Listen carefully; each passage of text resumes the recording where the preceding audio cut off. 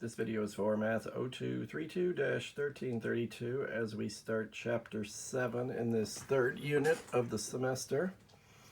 This video will cover two homework problems, 7.1 and 7.2.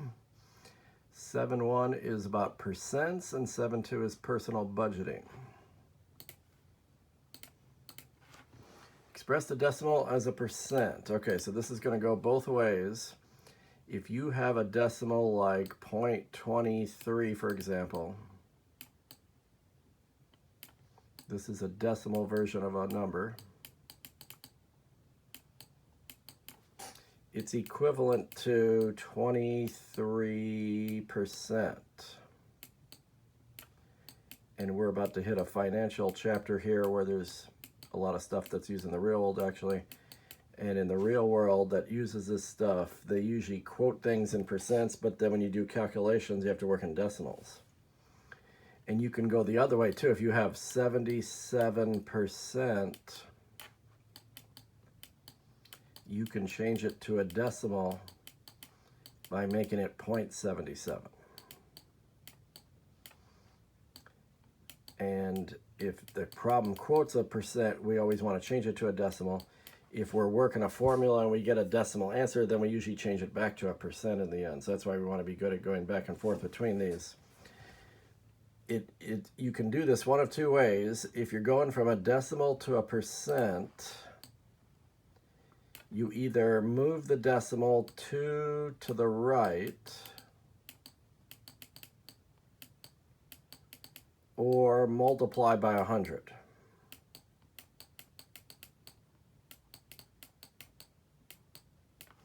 So if I take this decimal right here, move 2 to the right, 1, 2, now the decimal's in the back.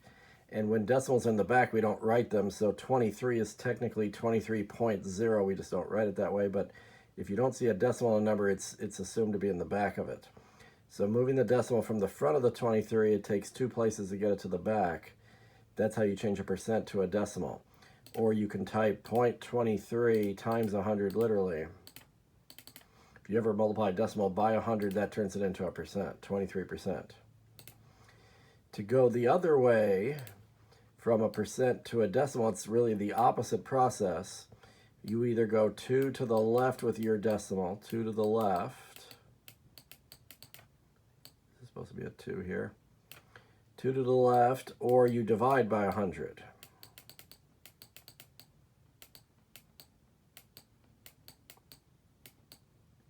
So take 77, if there's no decimal, it's in the back, and then move it 2 to the left, and that moves it right in front of the first 7, and that's how you get 0.77. Or if you take 77 and divide by 100, that's 0.77. And one little final thing I always do, if you have both the decimal and the percent side by side with each other in whatever order it is, percents always look bigger.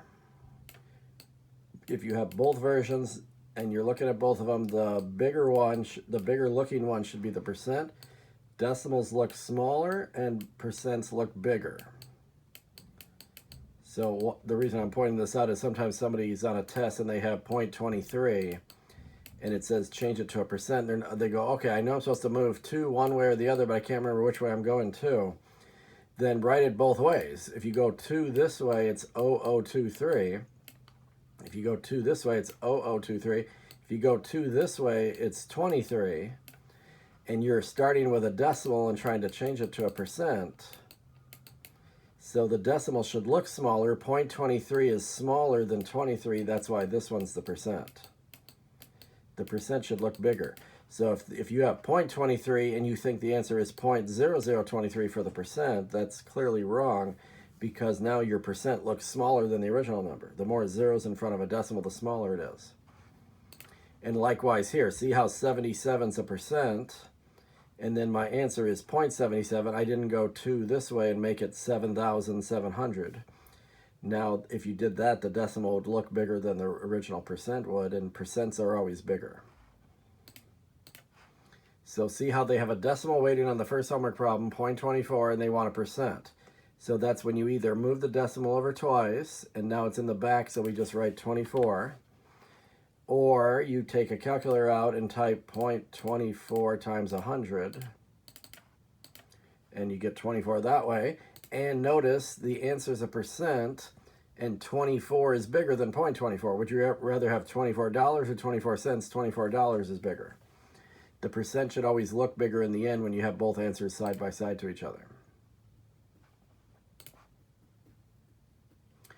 And same problem, they just have more decimal places here. So I'm trying to change a decimal to percent. Percents look bigger. So this should move, boom, boom, 2 spots over, 8.7%. Or 0.087, whoops, I didn't type that right. 0.087 times 100 is 8.7%. And 8's bigger than 0.08, so that makes sense that the bigger looking one is the percent. 3.325, that's still a decimal. Even if there is no decimal in it, you just put the decimal in the back. And we're changing to a percent, so percent should look bigger. I'm going to go 2 to the right and get 332.5. And that way the percent is bigger. 300 is bigger than 3, so the percent should always be bigger. 3.325 times 100 is 332.5.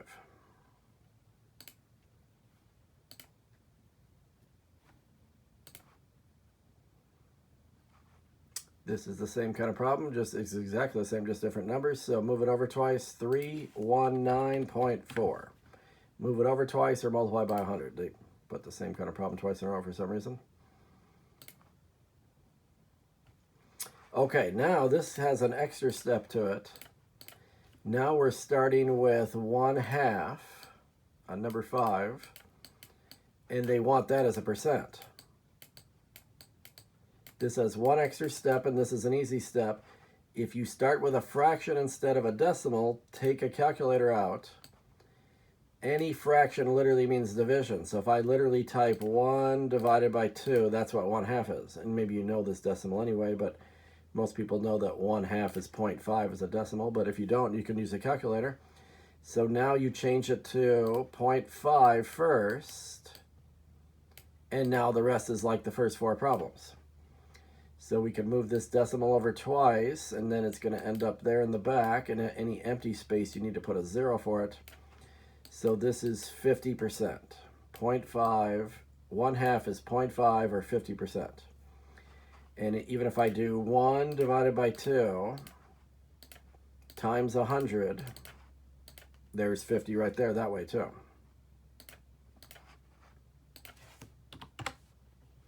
We're going to later in this chapter get to things about like savings accounts and buying cars and houses, and it involves working with percentages and decimals and fractions a lot. So that's why we have this first section all about learning how to convert these things back and forth, so we're good at that when we get to the later part of the chapter. Okay, 1 through 5 was all about turning things into percents, but now we're going to do the opposite case, and we're going to start with the percent and try to get it as a decimal. So this is where you go the other way. When there is no decimal, it's in the back of the number. It's behind the 5. 185% is the same thing as 185.0%. You can always put zeros at the end of decimals, and it doesn't change them in any way. We normally don't write them, but you can put them in there if it helps. So somebody could change 185% to literally 185.0%. And then the rule is going from a percent to a decimal, it should look smaller. The decimal should look smaller. So that's why I got to move 2 this way so that it turns into 1.85. 185 is way bigger than 1. So that's why you want the percent to look bigger.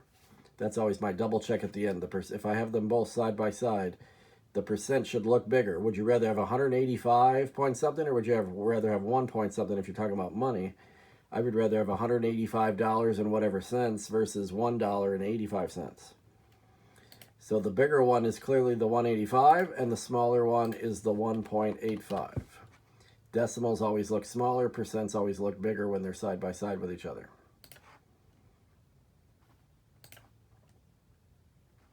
Okay, again, take a fraction and make it a decimal first. 6 1/5 is a mixed fraction.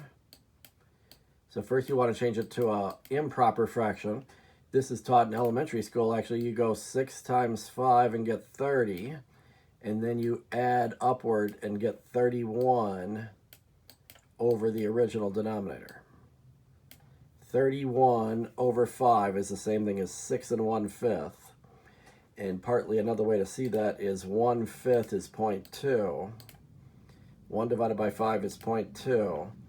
And 6 1/5 means 6 and 0.2. 6 and means plus. A mixed fraction, you're actually doing the regular number plus the decimal version of the fraction. So 6 1/5 is 6.2. And 31 divided by 5, as when I converted it to an improper fraction, is also 6.2. So that shows the two are equivalent to each other. 6 1/5 and 31 over 5. So then I did this already in the calculator, but normally you change it to a fraction, an improper fraction first, then use a calculator to make it a decimal. And this is a percent actually. 6 1/5 percent, 31 over 5%. This is 6.2%. We're still trying to turn a percent. Oh no, we're going the other way, my fault. Express they went back to the first 5 problems again. I assumed we were just going to do a bunch in a row the other way. This is not a percent actually. It's always good to double check. So this is exactly like the first 5 problems like this right here. So we need to go to a percent as the answer. It's always good to know what they want the answer to be. So that makes a big difference because otherwise I go 2 the wrong way if I'm not paying attention to which one it is. If you had a percent, you would actually move the decimal 2 to the left to make it a decimal, but since I have a decimal, I'm going to move 2 to the right and make this 620%. Or take 6.2 and multiply by 100 because you want to make percents look bigger. You multiply, that makes it bigger. 620%. They really should have put number 7 before number 6 because 7's like the first 5 problems, and it almost tricked me because I wasn't paying attention. I was just assuming they were going to do more of the other kind. See, here's more of the other kind. This is a percent. Now we want to turn it to a decimal. So there is no decimal. It's in the back then. Move it 2 to the left to make it smaller, 3.99.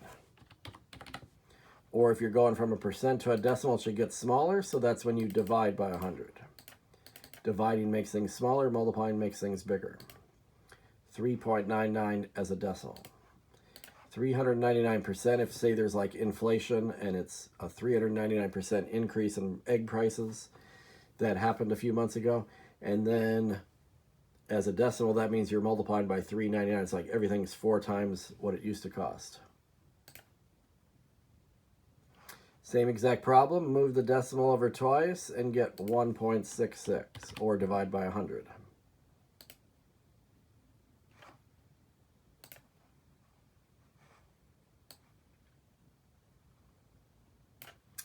Okay, here's something from the real world. Find the sales tax and the total cost of a laser printer that originally sells for $249.99. And the tax rate is 5%. See, here's how we're working with percents, and this is very common with these real-world problems of this chapter. Round your answer to the nearest cent. Now, one thing I need to point out is any problem about money, you have to put either dollars or cents in the final answer, and they're usually good about telling you which one. If for some reason you were in like an in-person class and they were taking a paper test, and if it didn't say, then you could basically do either one then. But you need to do dollars, which have no decimals, or cents that have 2. Never put 1 decimal, or 3, or 4, or 5, or 6, or 7, or a million. You only put 2 decimals if they want cent, or no decimals if they want dollars. That's just a rule. That's how money always works. Now, most of us know how tax works because we all go to the store and buy stuff, and then the price goes up higher once they add the tax in. So the way you figure out how much tax you owe whenever you buy anything, it doesn't even have to be a laser printer. No matter what I'm buying, if whatever I'm buying costs $249.99, $249.99, and there's a 5% tax rate. See how they're quoting me a percent? That's how all these realistic problems happen. But when you're doing calculations, you never do percents in calculations. You always have to work in decimals in the calculation. So this is why I need the skill of changing from percents to decimals or vice versa. Percents look bigger, so decimals look smaller. I need to take this 5% and divide by 100 and make it smaller. It's 0.05. And you're really moving the decimal twice to the left, and that's why it's 0.05, not 0.5. Students get 5% and 50% mixed up all the time as a decimal. 5% is 0.05, not 0.5. And when you figure out tax in a store, you first multiply the tax rate as a decimal times the price that you're buying. Take $249.99 and multiply by 0.05. This is how much tax you owe. And see how it's a longer decimal? So we need to round to 2 decimals. This 9 in the third slot is going to add 1 to this 9 here. Think of this as 49 plus 1 and make it 50. 12.50 would be 2 decimal places. 12.50. I owe $12.50 in tax. That's the first answer they want. What's the sales tax? It's $12.50. And then how much are you going to pay? You still have to pay the $249 for the item that you're buying plus the tax. So once you get the tax, go back to the original price of the laser printer, and you have to add tax. We're all familiar with this because it happens anytime you buy something in a store, you end up paying more than what the sticker price says because they always add the tax in later. Now, in some countries, they actually make the stores have to tell you what the price is with tax. So that way, if you go try to buy a shirt, if it says $10, that's all you pay. Here you go, oh, I want a $10 shirt. Okay, now you owe $11 or something. So it's kind of annoying where you end up paying more than you thought you were going to pay. $262.49. The reason they do it is if the price looks lower, that people tend to buy it more commonly the lower it looks. But $262.49 is the final price.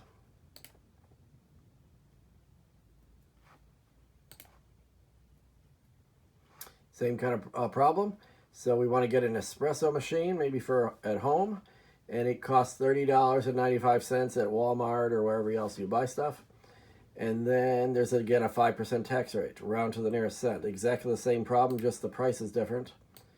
So take the price of the coffee machine, multiply by the decimal version of 5%, which is 0.05, and you owe $1.55. Bump this 4 up to a 5 because there's a 7 after that.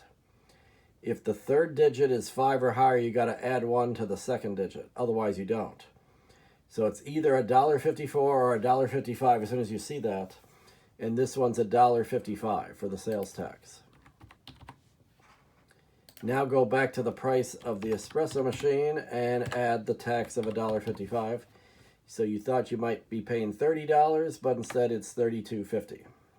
And notice I got 32.5, but you don't want to put 1 decimal. Never put 1 decimal. Always put 2 decimals or no decimals. That's how money works. There's never in a store where they'll put the price is 32.5. They never write it that way. It's either 32 or 33 or 32.50, depending if they want to have change involved.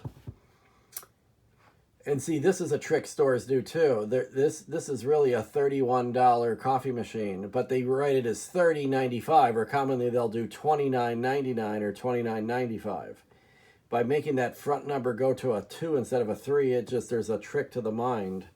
It's a little bit of psychological warfare they're playing on customers. It seems a little more affordable if the front number's a 2 instead of a 3, even though you're talking the difference between 1 penny sometimes.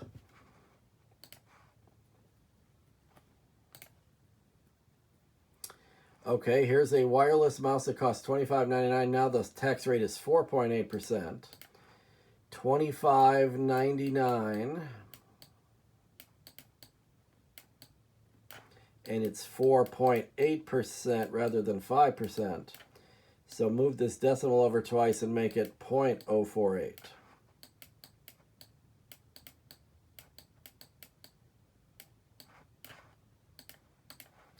$25.99 times 0.048. And round to 2 decimals, there's a 7 here, so you got to add one to this 4, make it $1.25. You owe $1.25 for tax, and add that back to the original price. $25.99 plus the $1.25 in tax, you now owe $27.24 as a final price.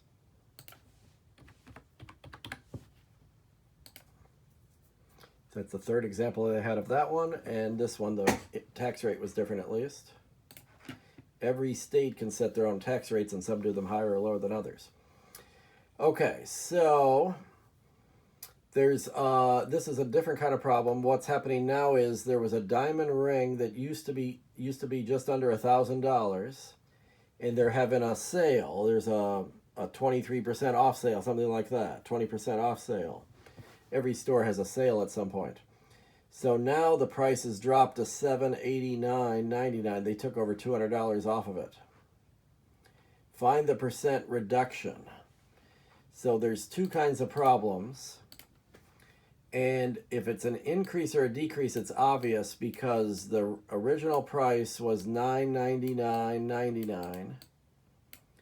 And it went down. The price went down to 700 and something. $789.99.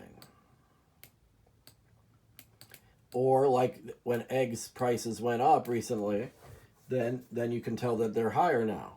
So it turns out it doesn't matter in problems like this whether the price goes up or down. Don't worry about that part. That just tells you if there's an increase or a decrease. It should be obvious which one's happening. But in either version of the problem, say eggs used to cost $3.99 and now they cost, whoops, that's a bad 9. And now they've doubled in price and they're like $6.99. That's an increase. This one went up. It's always obvious if the number went up or down. You don't have to worry about that part. But in either version, you always take the bigger looking number. It doesn't matter if that one's first or second. One of the two numbers will always be bigger than the other one. Put the bigger looking one first and subtract the smaller one. In this other example I made up, $6.99 would go first minus $3.99. You always do the bigger one minus the smaller one, regardless of which one is bigger. Subtract that first. So 999.99 minus 789.99. The price went down by $210 in the problem we actually have. In this example I made up, it went down by $3. Or went up by $3, sorry, up by 3. So first you subtract the two numbers, and then you always divide by the original one. Whether the original one's smaller or bigger, doesn't matter. You always divide by the original one. So if I take the 999.99 and divide by this 210 subtraction right there, 999.99 divided by 210, 4.76.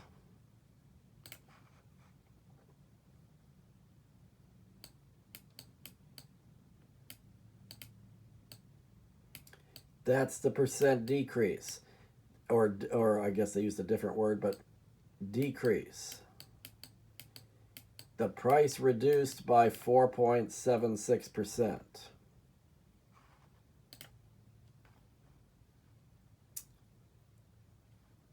And I think I did that backwards, actually. Let me try this. 210.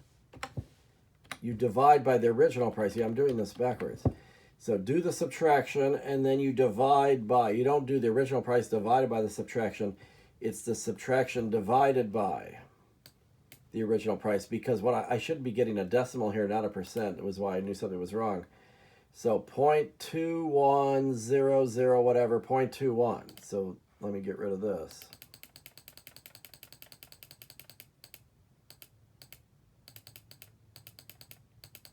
Okay, I won't go back any further. So forget this here. It's the other way around. It's 210 divided by 999.99. 210 divided by 999.99 is 0.21. They probably want 2 decimal places at this point. See, this is the decimal version.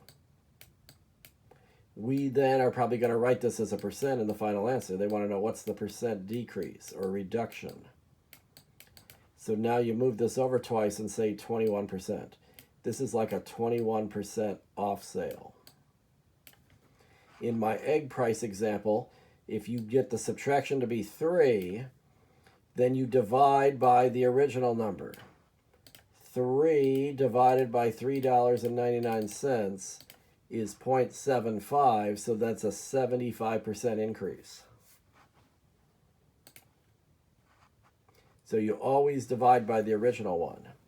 Not the original one divided by, but your answer divided by the original one. So this is a 21% increase. It does say round to the nearest tenth right here. But if I look at that, let me put it in again, it was 210 divided by 999.99. First you move the decimal over twice, and that gives you 21%, and the next digit's a 0. And there's a 0 after that, so then you don't add 1 to the 0. So technically it should be 21.0% because they're asking for the tenth of a percent. But if you have a 0 at the end of a decimal, you don't have to write it. So when I check this answer, I'm going to leave the 0.0 in here, but it turns out you can put it without that. Because see how they say alternate answer? Just 21 is fine too. So if a decimal ends in 0, you can put the 0 or not. It's the same either way. So it would have been easier just to type 21%. But they did ask for nearest tenth of a percent. So if this had been 21.1 or 21.2 or 21.8, we would have to put that or they would count it wrong. Okay, you've had your eye on a luggage set that costs $149.99 and you're waiting for a sale because you don't want to pay that much. Finally, success. To make room for next year's model, the price has been reduced by 40%. You also have a 20% off coupon that you can use on top of that. How much will you pay, not including tax, round to the nearest cent? So first take the price of the luggage, $149.99. And then do the sale price. I think it was a 40% off sale. When you do the percentage off something, that's the opposite of tax. In tax, you add to the price while a sale subtracts from the price. So let me double check that it's at 40. Yeah, 40% off. So just like when you're calculating tax, you first change this to a decimal, 0.40. Move the decimal over twice or divide by 100. Then that's what you multiply by.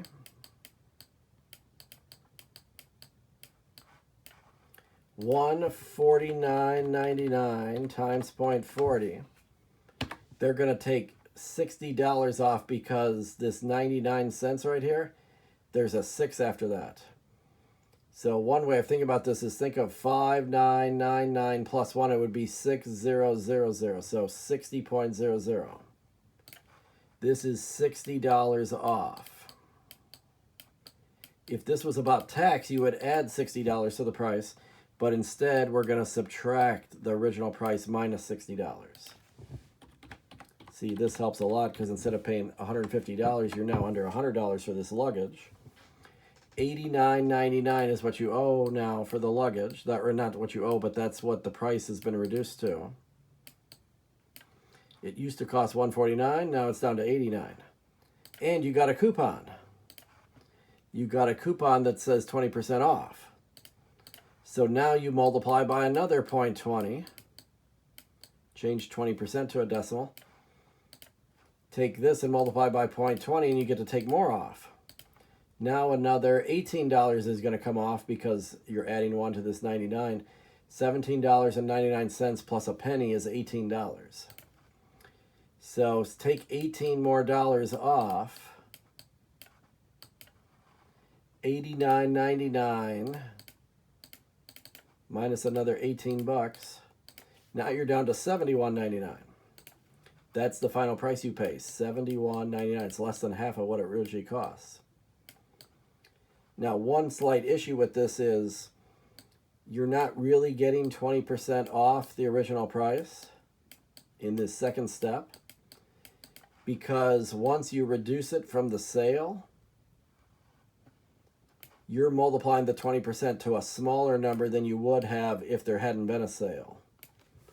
So the coupon isn't quite as valuable as if there wasn't a sale. It's still a lot better for you as a customer this way, but it's a little bit misleading that you're getting 20% off on the coupon, because it's actually a little less than 20% compared to the original price of the luggage, because the 20% is getting multiplied to a smaller value rather than a bigger value. Okay, so the final price was $71.99. Not that that matters what I was just saying, but that is a technicality to this problem, is that you're not really getting 20% off because it's being multiplied to a smaller value.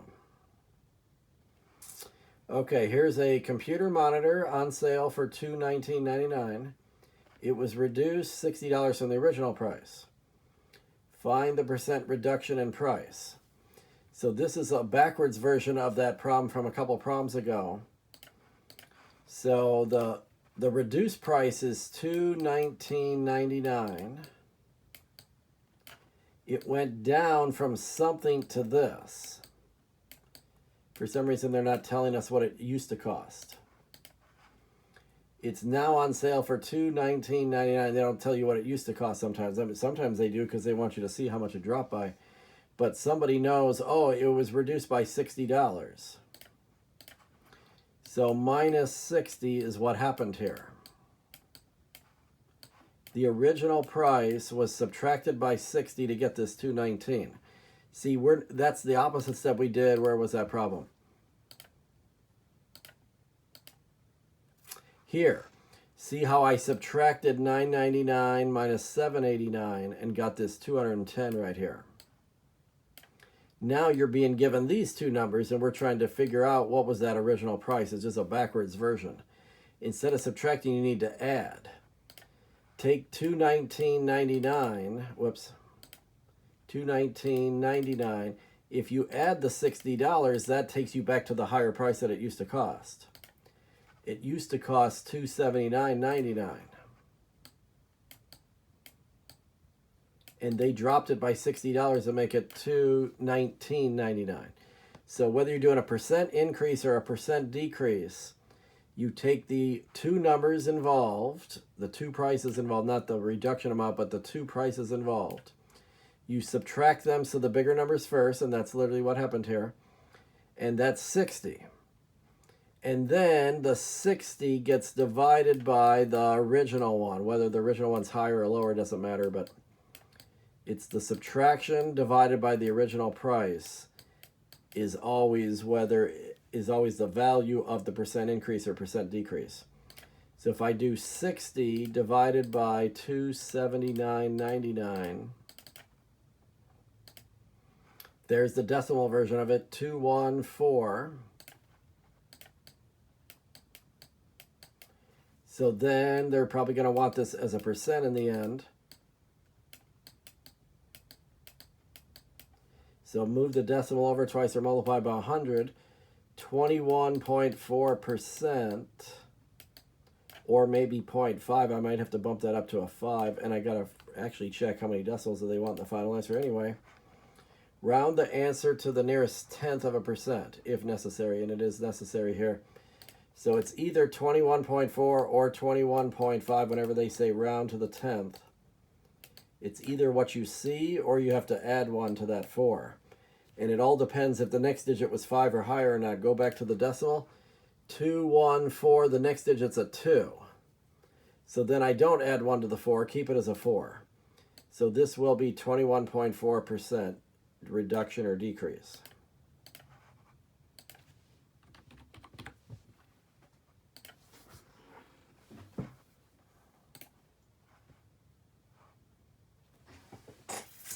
Okay, so if the commission for selling a 70-inch high-definition television is set at 6%, find the commission on a television set that costs $24.99.99. Round to the nearest cent. Okay. So you get this is the salespeople, the people that work in the store. They get commissions if they sell high-priced items. So the salesperson is getting a 6% commission on this television set. It's kind of like tax. So take the price of the TV and multiply by the decimal version of 6%, which is 0.06. And this is how much money they pay the employee for doing a good job of selling this. Round to the nearest cent. So the nearest cent, you're going to have to add one to this 99 cents. So it's going to actually bump the dollar to the next dollar. So instead of $149, this person will get $150.00. That's technically nearest cent. But remember, you don't have to put zeros at the end of decimals. So I can put it without the zeros, and then they'll say that's an alternate answer. If I would have put the other version, they would have counted it correct and said there's an alternate answer of just 150. So if you work a job where you get a commission, just take the decimal version of the percent and multiply it to the price, and that's how much money you make. Here's a percent increase problem. So this is done the same way as those percent decreases are. See how there's $2 amounts. Whether it's a percent increase or decrease doesn't matter for finding the answer. It's obvious that the price went from 51 up to 55,000. That's an increase. We don't have to worry about increase or decrease. It's obvious that it's increasing. Take the bigger number and subtract the smaller number always whenever you're doing percent increase or percent decrease. So do the two numbers subtracted with the bigger one first, so you get a positive answer, 4123. And then you divide by the original one. Whether the original one's bigger or smaller doesn't matter. You divide by the original one, 51,172.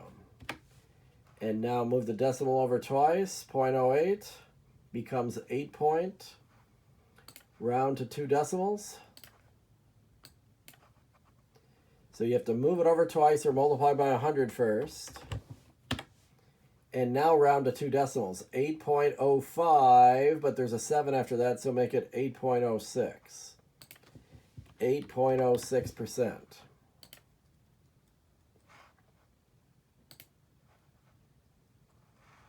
You buy $106 in clothes at a department store.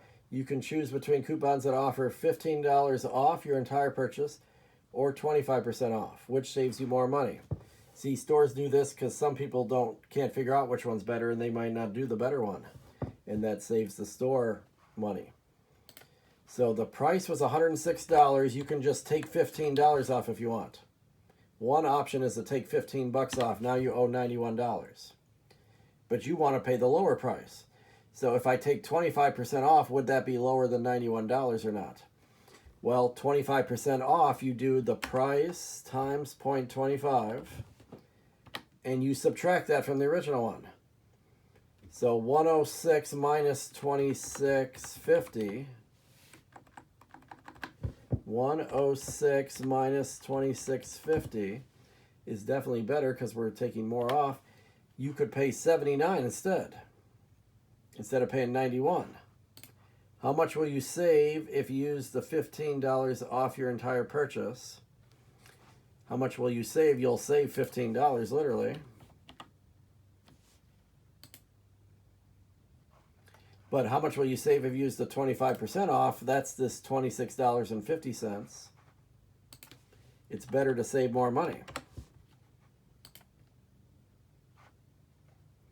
Which one saves more money? The 25% off does. How much more do you save? That's the difference between the $15 off and the $26.50 off. So the better one is to take $26.50 off. And if you minus the 15, you're getting $11.50 more taken away. This is what smart shoppers do, is they figure these things out when stores offer this stuff, and then they save more money in the long run. Here's where you can use math in the real world to save money. When shopping at Ross, you pick out 2 pairs of jeans at $26 each and a pair of shoes for $18. You then splurge on a $46 sweater. You have 2 coupons but can only use one. The first offers 40% off any single item. The second offers 15% off the entire purchase. Which one's better? Round to the nearest cent. How much will you save if you use the 40% off a single item? So what is this person buying? They're getting 2 jeans, 2 pairs of jeans, $26 each. So add 26 twice. And they're getting an $18 pair of shoes. And then they want that $46 sweater too. So see how the price keeps going up. And then the first offer is to take 40% off any single item, okay? So if you want to take 40% off any single item, you should do it for the highest price one. Do it for the sweater. The sweater is $46, and if you take 40% off times 0.40, you can save $18.40 if you do that.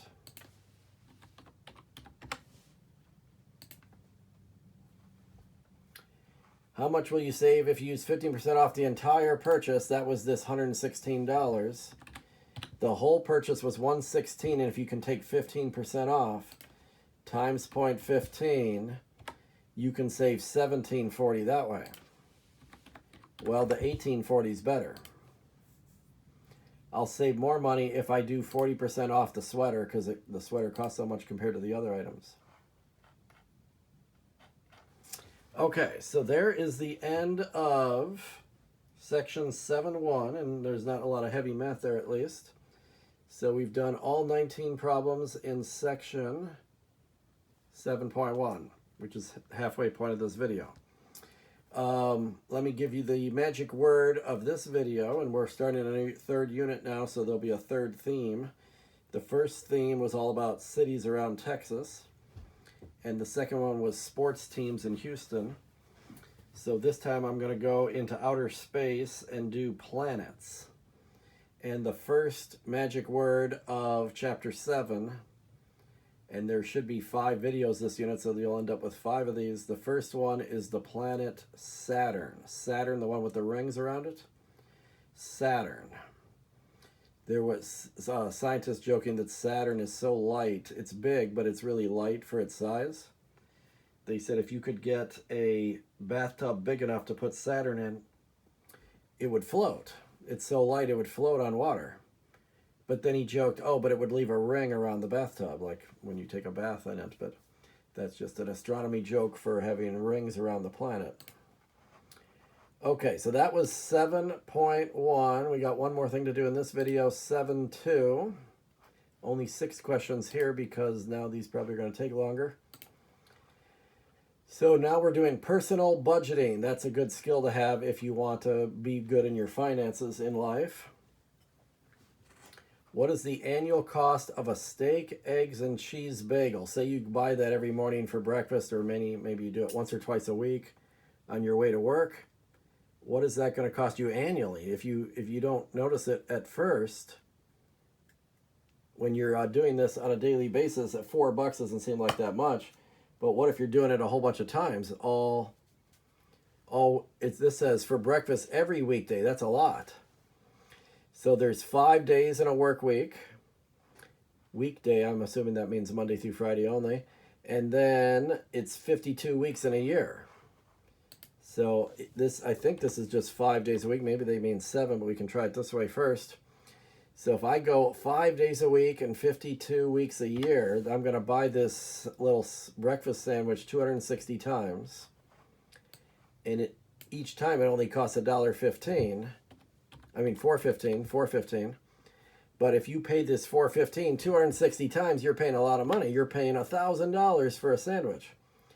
$1,079. This is things people don't take into account every time they go buy Starbucks. And if you keep track of your expenses like this and tally it for months or years, it can maybe make you change your behavior a little bit and try to save some money if that's possible. I guess that was the point of that problem. Okay, here's a person's monthly income and fixed expenses. Somebody gets income of $1,489, probably from a job. Their rent costs them $470. They have a car payment that's $203. Their cell phone costs another $74.11 every month. They have utilities like the water and the electricity of $166.60, and then if they're renting, they must have renter's insurance, or maybe it's car insurance or something like that, for $87.75. Find the amount that would be left in a person's budget for variable expenses and luxuries with the income and fixed expenses given. Round to the nearest cent. So the point of this problem is you're only taking so much money in, and you have all these fixed expenses that happen every month, no matter what you do. So if your expenses are higher than your income, then you're going into debt, and that's a lot of people around the world are actually suffering that. And it's not always their fault, but that's just the world we live in. Unfortunately, it's more built for rich people to get by on than middle class or poor people. So take all these expenses. There's $470 for your rent. Add the $203 for the car payment. Add the cell phone, $74.11. Add the utilities in the apartment of $166.60, the energy bill, and then add your car or house or apartment insurance. And these are just some of the expenses. We still have to buy food. We have to get gas in our car. Maybe there's car repairs. We want to go see a movie or go to a sporting event or a concert or just live life and have fun. And our expenses for these 5 major things we have to pay every month is already over $1,000. And we only make $1,489. So find the amount that would be left in your budget. So then you take the amount you took in minus this amount. You made $1,489 in a month, and you have to subtract the $1,146 you know you're going to pay no matter what you do. Even if you sat at home and did nothing the whole rest of the month and spent no other money. You only have $487.54 to work with the rest of the month. Clearly, that would be hard to buy a $4 breakfast sandwich every day then. If the person eats at Chili's twice a week and they're spending $22.79 each time, what percentage of their budget after fixed expense goes to Chili's? See, these people just, let's go eat, and they don't even think about this stuff. So if you're doing this twice a week, and in a month, I guess we're assuming 4 weeks in a month, it doesn't say that here, goes to Chili's, okay? I'm not sure if they want just this twice in a week, or do they want a whole month? I guess we're just doing twice a week. But this is for monthly. I guess we can assume 4 weeks in a month, although it's a little more than 4, and it's really like 4.5. And some months it's actually 5, depending which day it starts on. So we're going to do this $22.79. Each time you go to Chili's, for some reason, the price is always the same. I guess they order the same thing every time. And do that twice a week. And I'm not sure if they want me to multiply this by 4 for the entire month. But all I have left is $487 in the month. What percent is this of that? That's when you divide by the total. If I take the 8 times of eating at Chili's in a month and divide by how much money I have left over, this is what percent of my extra money is going to Chili's. Move the decimal over twice. 37, nearest tenth of a percent. 37.4, because you have to add 1 to this 3. That would be after you multiply this by 100. It's 37.4%, because the 9 adds 1 to the 3. If I'm interpreting the amount of times we're going to Chili's correctly. Okay, yeah. So that was a little unfair. They didn't say how many weeks in a month they wanted me to consider, because it's technically not 4. 4 times 7 days in a week times 4 is 28 days. So unless this is February, there's still 2 or 3 more days every month. So that'll add up over time. This is, I guess, just an estimated amount, but the only reason I thought to do a whole month is because this amount was for the whole month. And this said twice a week. I guess they should have put 8 times a month here. Would have been a more fair way to word that problem. But I did get it right, just guessing what they wanted.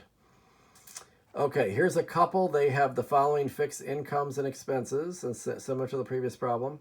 This is the same problem, just a different example of it. So this is better. This couple, they make $7,000 together. They make $7,000 in the month instead of one person making $1,400.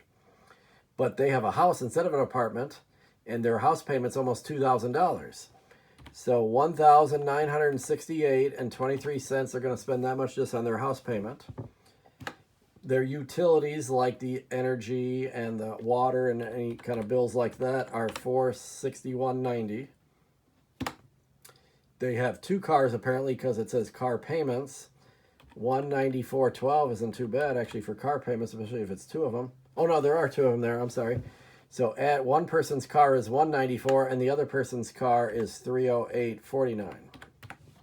That makes more sense than two cars costing $100. And then they got two cell phones apparently, so one for each person. So together they're paying $162.90. And then there's insurance for $282.62, and then there's property tax $283.69. So these people have a lot of extra expenses that happen every month. But luckily they make enough money that this isn't as bad of a situation as the previous problem. Their total expenses are $3,661.95 every month, no matter what they do. But since they're making $7,222.12, if we take their total combined money that they're making every month and subtract their combined expenses, they still have $3,560.17 left over to work with. How much is left for other expenses? Like living expenses, $35.60.17.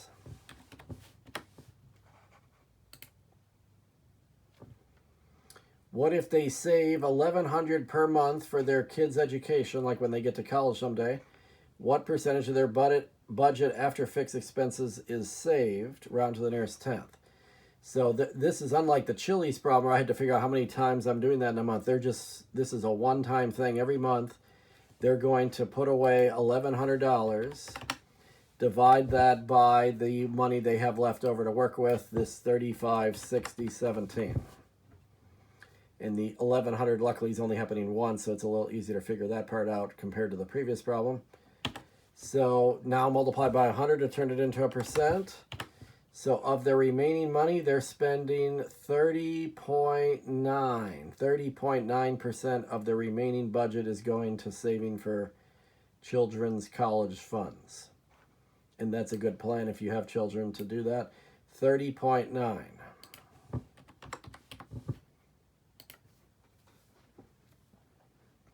So this problem 3 was a little, the last part of number 3 was a little easier than the last part of number 2 because it was a little vague how many times they were actually going to Chili's.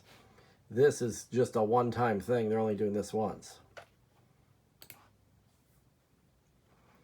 Okay, same deal. Here's somebody. Is it a single person maybe? Yeah, a person. This person must have a good job because they're making $6,381.56 every month. Unlike that problem in number 2 where they were only making $1,489.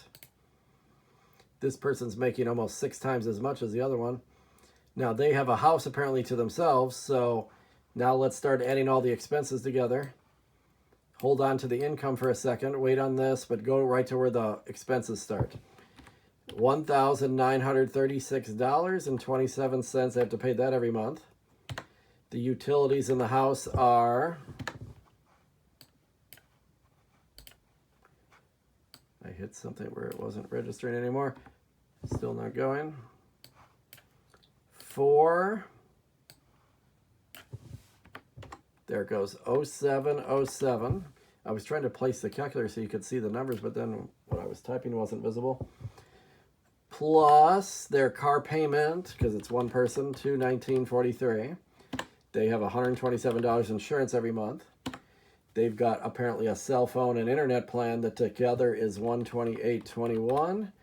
And they had to get a loan for furniture apparently for their house. So they're paying a furniture store like Mattress Mac. They're paying him $82.95 every month for the furniture that they got all at once, probably when they moved in the house. So this person's individual expenses every month is almost $3,000. but luckily he or she makes over 6,000. So take this person's money they're taking in every month from their job apparently, and subtract the guaranteed expenses that they know they're going to have every month, even if they don't do anything. This is how much money's left over. How much is left for all the other expenses in your life? $3,480.63. If you do this in your own life, it can help sometimes you to spend money, because if you realize, oh boy, I'm spending a little too much more than I can afford, then you might slow down on some unnecessary things. Or another thing they can help with is maybe you call the internet company and tell them, I'm paying quite a bit with you every month. Maybe I'm going to switch to somebody else, and then they'll usually lower your price if you tell them that. Okay, so I guess every problem in this section is like this, and then sometimes there's a part 2, but some of them just have part 1.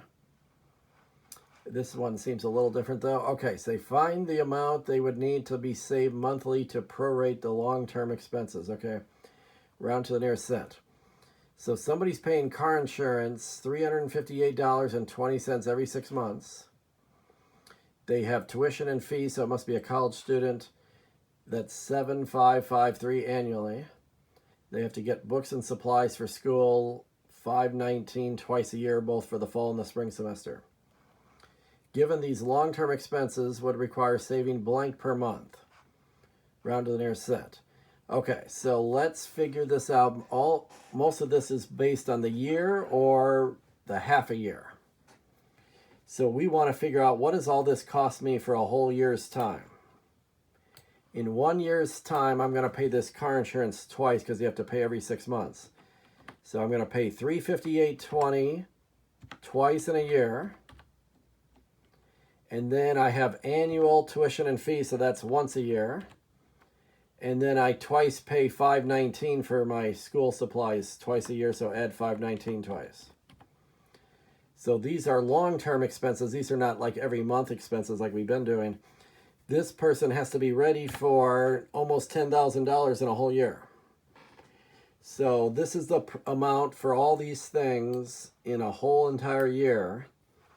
And say you're still in high school or something, and you're trying to save up before you get to college to start paying for this, or maybe your parents are doing this for you if you're still in high school.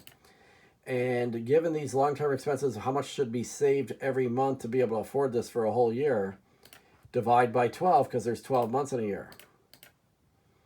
So a lot of these many expenses are monthly, like you get your cell phone bill every month, you get your house payment bill every month, your car insurance is every month. But some expenses are annually or half a year. So if you figure out what is it every month, this person has to be ready for $775.62. 62, because you have to add one of this one here. They have to be ready for that every month, in addition to all the other monthly expenses. So this is why going to college can be very expensive. And people end up going into debt over it. So 775.62, bump this one up to a 2, because it does want nearest cent. 775, now it's just a coincidence that sort of looks like this 755 right above it. And 62 cents, 775.62. This is also good to do if you're trying to figure out your finances, is get your monthly expenses figured out and how much am I paying every month for that, and then do these longer term things and say, oh, what do I need to also include in my budgeting in order to afford these things when they come up every so often. When you get that big car insurance bill every 6 months, it can be hard to handle that all at once if you're not ready for it.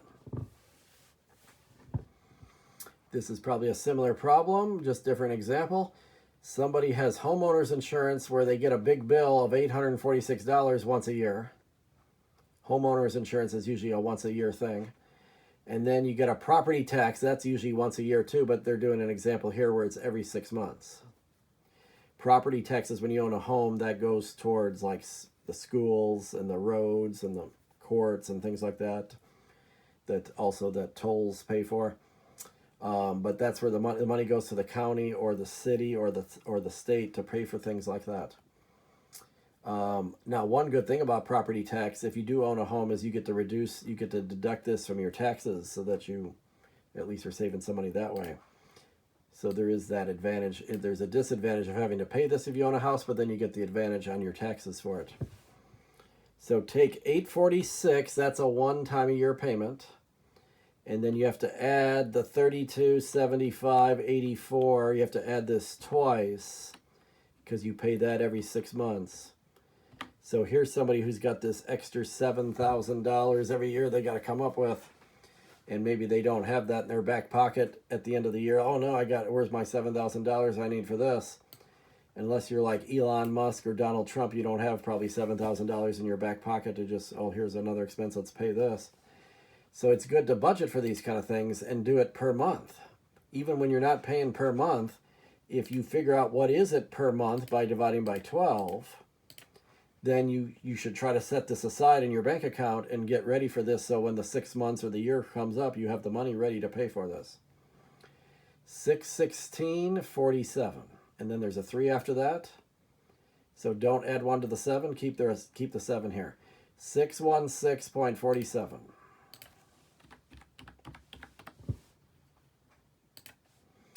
Okay, so I thought this section would take longer than it did. They only had 6 questions, and 4 of them only had 1 part, and 2 of them had 2 parts. So I thought these were going to be like 5-6 part problems, but they weren't. Okay, so at least that wasn't so bad. Now we're done with 7.1 and 7.2. 7.1 and 7.2 was covered in this first of 5 videos this unit. Do your 023 homework number 5. Probably do that first before you do 7.1 and 7.2. The next video that will release in a couple of days will have 7.3 and 7.4 in it. Now we're getting to some financial realistic problems about simple interest and compound interest. Then there's an 0232 homework 6. A third video will have 7.5 and 7.6. And then the fourth one will just be 7.7. And the 5th video will be the review. And then the test is only over chapter 7, although our last test was only over chapter 3. And that just had four sections in chapter 3. This has 7 sections, so a little bit longer in section, but probably a little bit easier work to do if you use a calculator. So that's exam 3 over just chapter 7, and it has a 2-day window of November 11th and November 12th. That's a Tuesday and a Wednesday. And in fact, during the Thanksgiving week, Lone Star College only takes Wednesday through Sunday off. They still have classes, in-person classes on the Monday and Tuesday of the Thanksgiving week. So we're technically going to have class. We don't have class, but I'll be making a video for that double day, like most of our videos cover 2 days at once. So there'll be a video for that Monday and Tuesday. And then Wednesday through Sunday basically is free time off. And it's literally 2 weeks after this November 12th date right here. So once we finish exam 3, there'll be exactly 2 weeks to go until our Thanksgiving break. And then, so we'll just have 1 video that week just for the Monday and Tuesday. And if you want to do it right away and get it out of the way or save it till towards the end of the week, that's fine. It's up to you how you want to work on these videos. So Lone Star's always met Monday and Tuesday of the Thanksgiving weeks for some strange reason. HCC used to be worse. I teach full-time at HCC, and we used to meet on Wednesday even, the day before Thanksgiving, all the way up until evening classes. If you had like a 5:30 or later class, then those would not meet. But all the morning classes and all the afternoon classes would meet the day before Thanksgiving, and hardly anybody would show up. It was crazy. They did that for years. And now they give us the whole week off. We're off Monday, well, really the Friday all the way to the next Sunday. So it's like a 10-day vacation for us now when it used to be 4 days. Literally, it was only 4 days for a while. So at least Lone Star does 5 days, but even that's not as good as getting the whole week off. So technically there is class on Monday and Tuesday of the exam week, and whatever sections we're at that point, it'll be 1 video for 2 sections at that point. And if you want to do it on Monday or Tuesday and get it out of the way and then have the next 5 days off, that's probably the best plan.